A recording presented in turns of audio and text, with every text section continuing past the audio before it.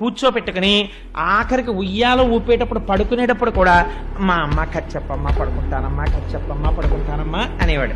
ఏం చెప్తాన్రా అని పడుకోబెట్టి ఉయ్యాల ఊపుతూ, పూర్వం ఇక్ష్వాకు వంశంలో దశరథ మహారాజు గారు ఉండేవారు, ఓ ఆయనకి 9 కుమారులు, ఓ పెద్ద కొడుకు రామచంద్రమూర్తి మహాధర్మాత్ముడు, ఓ అని ఇలా కళ్ళు పడుతుండేవి. అమ్మయ్య పడుకుంటున్నాడు అనుకునేది. ఆ రామచంద్రమూర్తి తండ్రిని సత్యవాక్యమనందు నిలబెట్టడం కోసమని 14 సంవత్సరముల అరణ్యవాసానికి వెళ్ళాడు అని. ఆయన అరణ్యవాసానికి వెళ్ళిన తర్వాత సీతమ్మ తల్లిని దుర్మార్గుడైన దశకంఠుడైన రావణాసురుడు అపహరించి తీసుకుపోయాడు అనేటప్పటికీ ఆ ఉయ్యాలలో పడుకున్న కృష్ణుడు ఒక్కసారి ఉయ్యాల్లోంచి లేచి లక్ష్మణ ఇలా పట్ల ధనస్సు అన్నట్టు.